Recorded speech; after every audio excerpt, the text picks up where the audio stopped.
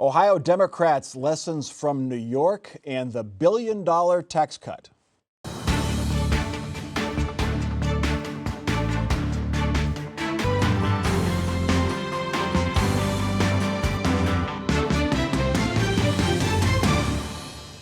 Welcome to Columbus on the Record. I'm Mike Thompson. New York City is not Ohio. Its politics are very different. Democrats outnumber Republicans by more than 2-1.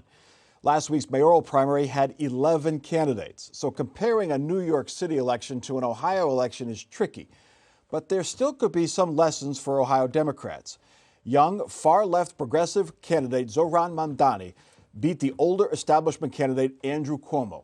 Mamdani ran a disciplined economic message that New York's cost of living is too high and promised government help to lower rents and grocery prices. He promised to raise the minimum wage and offer free child care and free city bus rides. Republicans across the country immediately said Mamdani is a radical socialist. Joe Mas, can Ohio Democrats preparing to run for governor and statewide office in a year and a half, can they take any lessons from this win? I think they can. A couple of lessons.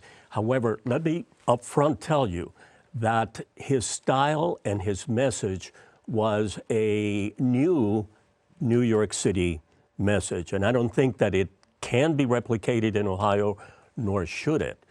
But there was one message that I heard on one of the early interviews of Mamdani, and that is, at the end of the day, and he was actually quoting Dr. Martin Luther King Jr., he says, we have to look at a way to redistribute wealth in a more fair fashion. And I think that's at the bottom of his message. And that part of the message, I do think would resonate here in Ohio. And the other thing, boy, it certainly helps to have charisma. I mean, the guy really pops out at you from the TV screen. This is, I mean, in Ohio, Andrew, we're looking at possibly Sherrod Brown running for governor. The youngest candidate now, other statewide candidates running statewide for the Democrats are in their 50s. You know, Amy Acton, Tim Ryan. There's nobody out there in their 30s right now. Yeah, we were talking off air a little bit about Vivek Ramaswamy and what his appeal is. He's the likely Republican candidate nominee for governor. He has youthful energy, which makes me feel good because I think he might be a little older than I am. Yeah. But yeah, that is a challenge the Democrats face. That they, it's a real larger political problem for them here in Ohio. But while they look for their best chances of winning, like Sherrod Brown, they're also kind of leaving in the dust, potential next generation of candidates. And so I think that's one of the things that the New York City mayor's race shows us, is that there are voters who are looking for a younger generation, new perspectives, and that kind of thing.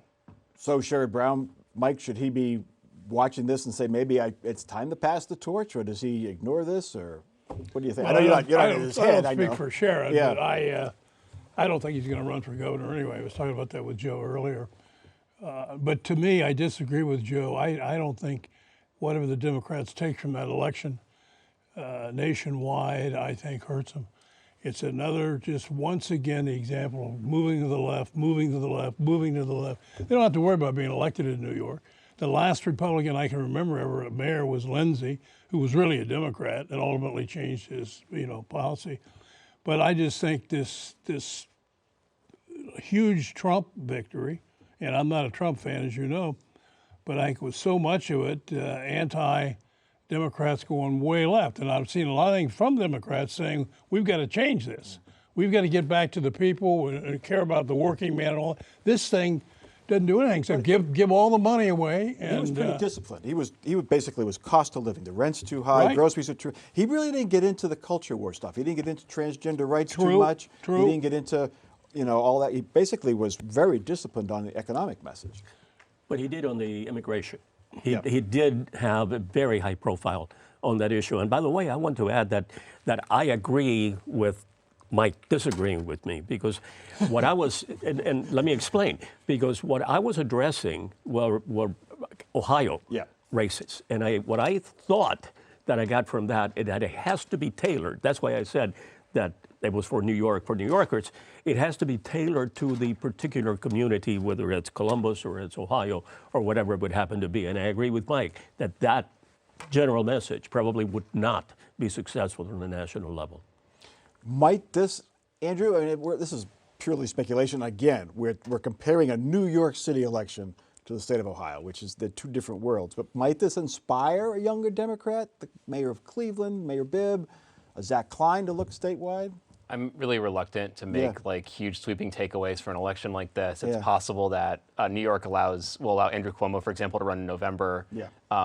Andrew Cuomo himself was a flawed candidate. Like there's stuff like that kind of in the background of this. But I do think it will give some opening to it's been a long time dispute within the party about whether Democrats should be more center and try to appeal to that element, or whether they should be more left and appeal to unengaged voters. So, and this result will certainly give ammunition to people on the left side of that. And people think about AOC running for president. I could see it reverberating on the national level much more than in a state like Ohio. Mike, the Republicans have had their generational shift to some degree. J.D. Vance is our senator. Bernie Moreno, a little bit older than J.D. Vance, and now Vivek Ramaswamy is the Republican nominee, presumably to be governor of Ohio, but in his 30s. So they've already had this generational shift. The guys like Mike DeWine are on their way out. Well, I agree with the general concept of all three of you, that younger people need to get involved in this thing. But I think youth itself isn't enough. You've got to be somebody that has some background, some interest, some type of thing. But people are getting older, the candidates, and I think most citizens, most electors would like to see some youth in there. It certainly doesn't hurt anything.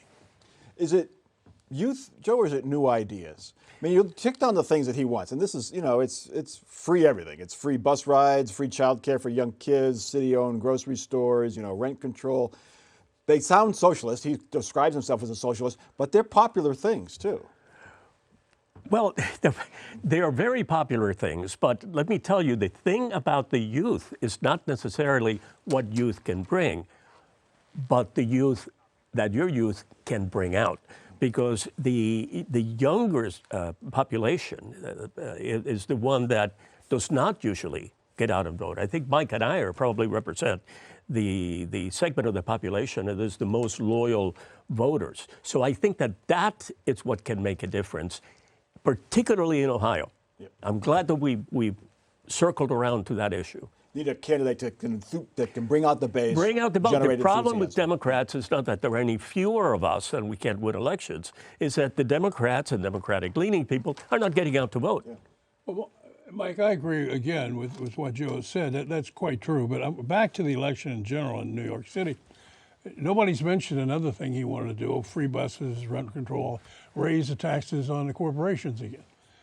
I mean, how many corporations have to leave the East and go to Florida and Texas and take all those jobs with him before the Democrats, and it's basically Democrats, change and say, a panacea is not taking all the money from corporations. And I just think, again, it's a tried and failed way to do things. I mean, otherwise we'd all give millions to everybody. We'd all sit around like we talked.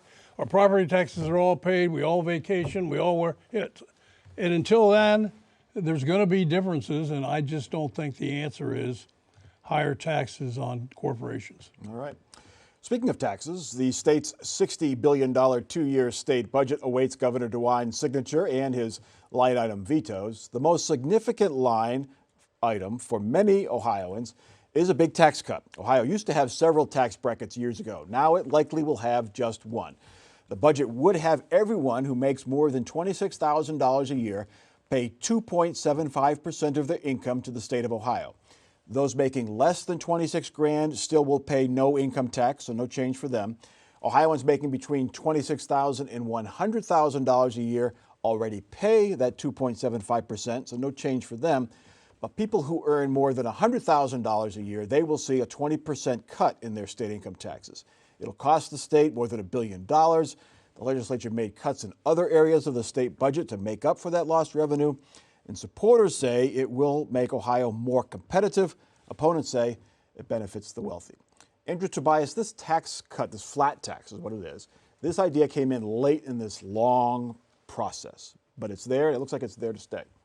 Yeah, this has been a long-term project for Republicans in Ohio. John Kasich used to talk about eliminating the income tax when he became governor 10 or 15 years ago. The Senate has been pushing especially for years. Rob McCauley was campaigning on it before it passed. I saw him speak the night before the budget was actually finalized, and he was kind of touting it. It's clearly very important to him personally. So they made the numbers work. They closed some tax loopholes, which has always kind of been the biggest thing that people have looked at as something that could, accomplish reducing the overall rate. And it's interesting because it sets Ohio's tax rate, for the first time in its history. It doesn't have a progressive tax rate. That's sort of the way that the tax itself was set up in the 1970s. So it's a pretty momentous, like from a tax policy standpoint, accomplishment. And then maybe the next step will be whether in the future they'll be able to eliminate it. Is flat tax a better way to do things, Mike, for the state of Ohio?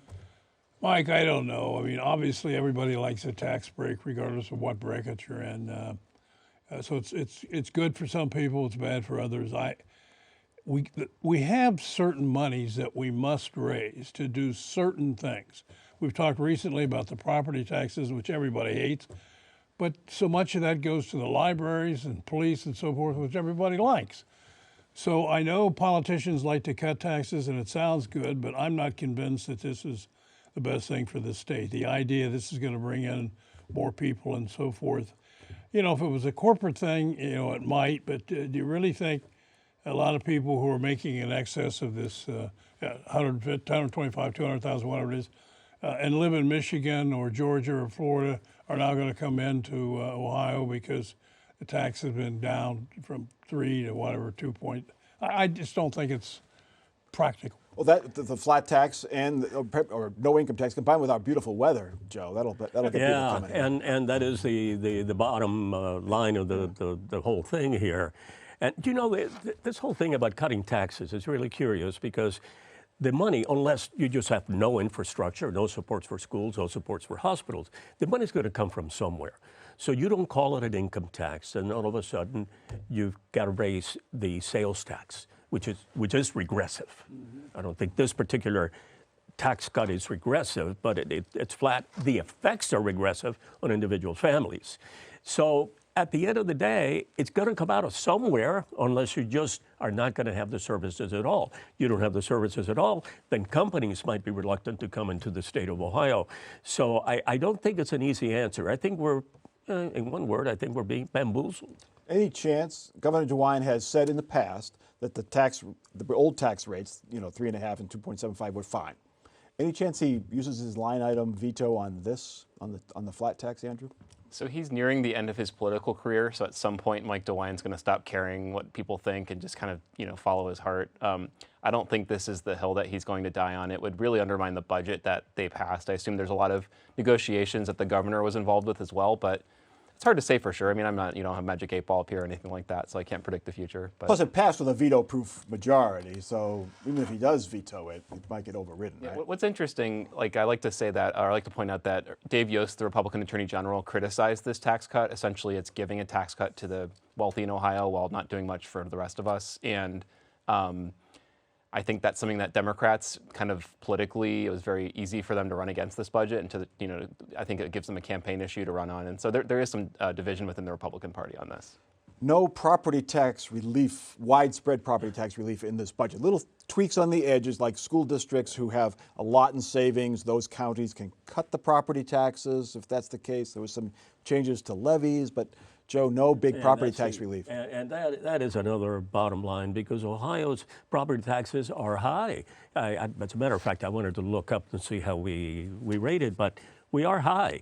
And as a consequence of that, then people, particularly the seniors who are retiring or semi-retired or whatever, are ended up paying the same amount of taxes, actually to property that probably has increased in value, and they all have increased in value in the last 20 years. And I think that is an unfair distribution, and we have really we do have it, but it doesn't really work, any kind of homestead exception. We may have a vote coming up, possibly not this year, but maybe next year, that would eliminate property taxes. Yeah, that's not going to happen. And then we'll see if that happens. And Katie barred the door if that does happen. Anyway, the legislature approved using part of the state's unclaimed funds account to help pay for a new domed stadium for the Cleveland Browns. $600 million of that fund would go to the Browns. Another $400 million to other sports arenas and stadium construction projects, and the rest of the money to other projects around the state. And the projects are lining up. In Cincinnati, the Bengals plan to renovate their stadium. Here in Columbus, the agency that runs the publicly owned Nationwide Arena announced this week it wants to spend $400 million on a renovation project. It would pay for the renovations through a private-public partnership. No doubt the public part of that partnership will include some of those unclaimed funds. Michael Miller, you're a big sports fan. This sounds like a sort of a pragmatic solution. Teams are always going to come for looking for government money. Here's a pool of money. Let's just give them this. What do you think? Well, that seems to be what's happening. Personally, I don't like it. We're talking about this tax cut we just had discussion on, and I don't know how many billions it's going to be that the state will not give that they would have gotten had they left it like it is. So how you cut back, okay, fine, you think that's best, but then how do you give the Cleveland Browns or somebody $600 million, and as you say, put up another billion or whatever it is for future things of this nature? I just don't grasp it. I mean, they get into this, they're making money, I suppose, the Browns and the Reds, or, everybody. Why is the government going in and assuming some of the risk and giving him all this money? And I just think, well, okay, we got the new Brown Stadium, and let's say we get 10,000 more people there a game. Just the top of my head, 10,000 a game, tax 6% is what? $600 a year or something like that. Yeah. And then we take that and we multiply that by 40 years. And I mean, we are way, way short. Yeah, we'll get the Super Bowl once every 30 years, though, maybe, Yeah. Joe, the former Democratic officials are going to try to sue and say that the state can't use this money. Yeah, and two attorneys on the panel here. Do they have a case? There is a reason for that. And before that, let me tell you that I love spending money. I like, and I want covered stadiums in Cincinnati, by the way. I want to be out of the weather. However, the challenge on the part of some Democrats here in the legislature has to do with the fact that while unclaimed funds have been used for public type things in the past, they have never been given to a private entity before. And there is a difference. Yost doesn't seem to think so. He seems to think that they can get away with it. But nevertheless, I do think it's a valid argument that you can siphon some of the money if you're using a state agency to carry out the task, whatever it might happen to be, but not necessarily in this way. No surprise, Cincinnati's got their eye on some of this money. They have approved a new deal down. The county's giving them a ton of money to fix that stadium. The Nationwide Arena was built 25 years ago for $200 million. They want $400 million to basically put a front porch on it, Andrew. I mean, politically, it's hard to sell, even if it is a private partnership with the public. Yeah, something similar happened with the, I forget, it's changed corporate names so many times, but the basketball arena in Cleveland, it was about 25 years old, and they threw a bunch of tax money into it and basically built an atrium around it. It's really nice. It was a tough sell in the community. Here, this arena, the Blue Jackets, while they have a fan base, it's kind of more of a niche sport than basketball, I think. So I'm not sure how it's going to go over, but it's a case that pro teams have made in the past. And honestly, in Ohio, I've never seen one of these requests fail. So I think it's just sort of inevitability. Republicans try to cut taxes, and our government officials will help fund these stadium deals. Did the Cavs win the title after that atrium was built or before? I can't remember. It was before, but maybe there'll be another one. We'll see. There you go. I mean, what do you think? You saw the pictures of the arena. They have a new bar. They have to upgrade these arenas. I know that. 25 years old. Fans want different things. Amenities change, but. Well, I've been in nice arenas. The one in Dallas or Ohio State's played a couple of times. Yeah. Jerry Jones is his name. It's beautiful. It's great, but it costs an awful lot of money, and I don't know whether the state of Texas gave him any. I don't know, but I still think giving $600 million to the Cleveland Browns is not good. The days of 100-year-old ballparks like Fenway and Wrigley are probably I love that. Are probably gone. They that's last right, about too. 25 years these days. Anyway, the state law banning diversity, equity, and inclusion programs at Ohio public universities has gone into effect. A long-shot effort to repeal the law fell short this week. Opponents needed to collect some 250,000 valid signatures of registered voters by Thursday to stop the law from taking effect and put it to a vote. They say they collected just shy of 200,000. That's basically about half of what they needed to stop the law. Andrew Tobias, this was always a long shot. 200,000, though, that's not bad for all volunteer effort. There was something going on there.